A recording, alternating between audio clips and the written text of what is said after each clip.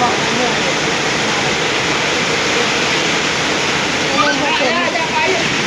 พี่น้องที่เขากับปนปลาด้วยจ้าแล้วก็ต้มน้ำต้มปลาใส่ผักคะพี่น้องแล้วก็ปนปลาผัดผักบุ้งน้องมะกระดิ่งแป้งไม่เท่าขึ้นหนึ่งมะกระดิ่ง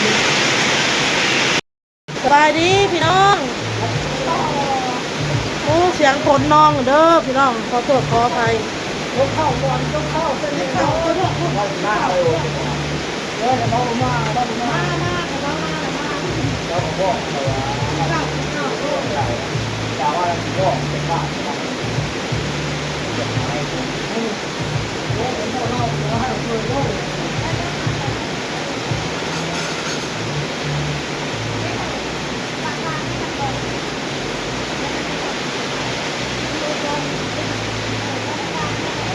แล้วจะเลิกได้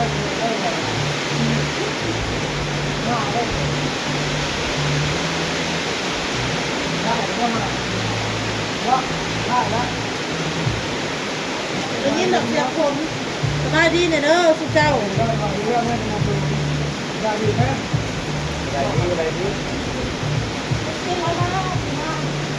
คนรวยตอนแรกเราคนแรงเลยครับเราหนักเราแรงเป็นตุ๊กนะเขาเนี่ยว่าไม่ได้อะไรถ้าไม่ได้เฮ็ดเอาดีนะดียกปักเลยไม่บอกจะมาฆ่าราศีรวมแล้วทำยกประเทศเอาเป็นเรื่องที่ค้านเป็นร่างกายเราเป็นมันเท้า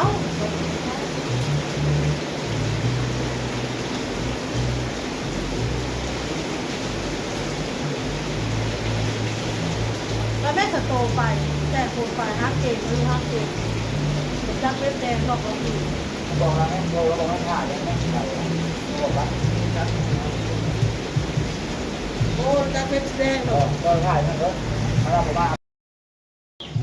มาพี่น้องกินข้าวแล้วกินมันปักกะกินคุณจะแล้วตัวนี้ก็หน่อยจะตกลงใส่ตาเนี่ย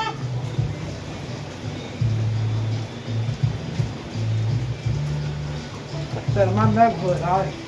ใส่น้ำมันลดเลยที่โตมันสี่ว่าใช่แล้วใส่ผ้ามือเข้าไปแล้วครับโตเนื้อป้อนติ่งตาให้เราติดสะอาดมากเลยว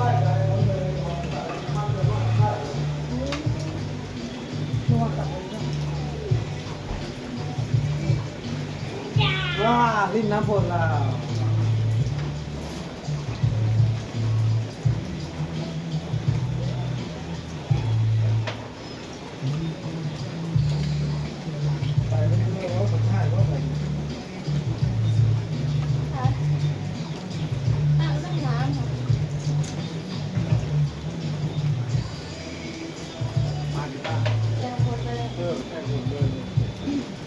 เงินได้ใช่ไหมครับพอดีมาพอดีน้ำมันมีพักเลยเนาะ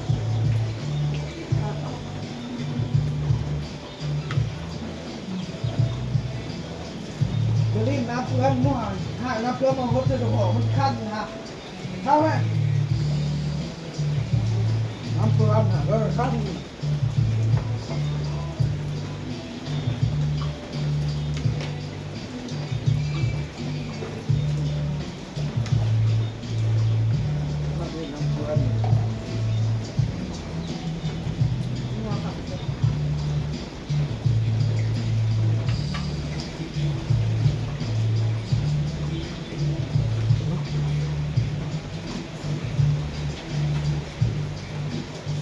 เรือแล้วสองคน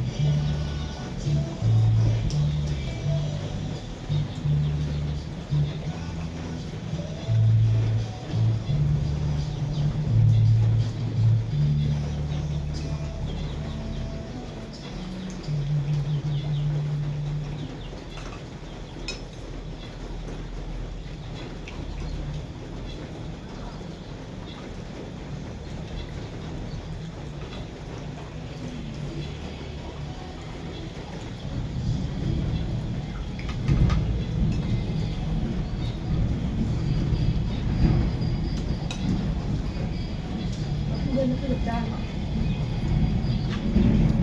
รุ่นละข้าวเลยข้าวใส่แล้วตำเก็ดใส่ตำเก็ดใส่เลยเอาไปเลยใส่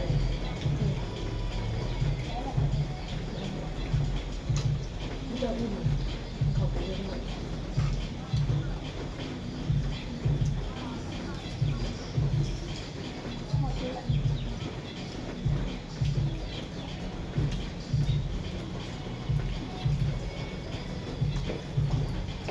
ผมอยู่ก็ได้โต๊ะให้ชาติเนาะมาเราปัดเศร้า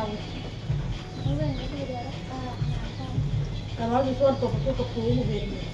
เพราะว่าตกมาอย่าซะแห้งเติบนุ่อาบมาทำนี้แหละโอเค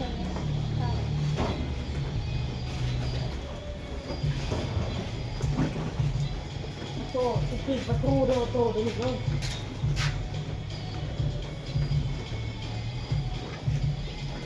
ประตูค่ะหย่องบอลนอโต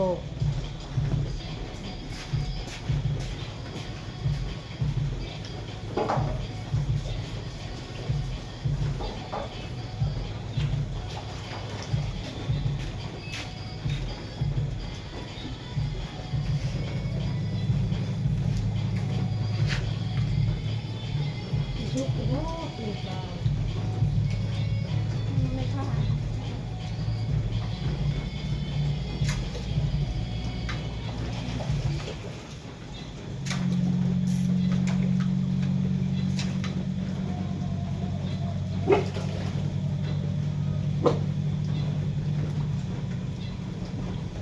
เริ่มมา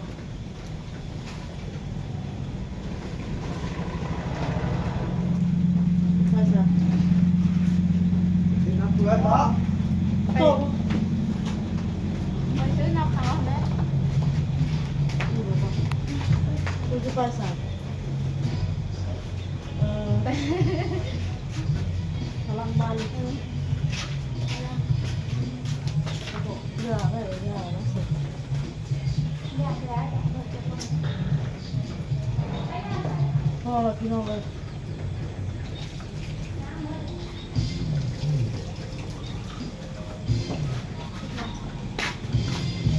พริกตีปลาหนึ่ง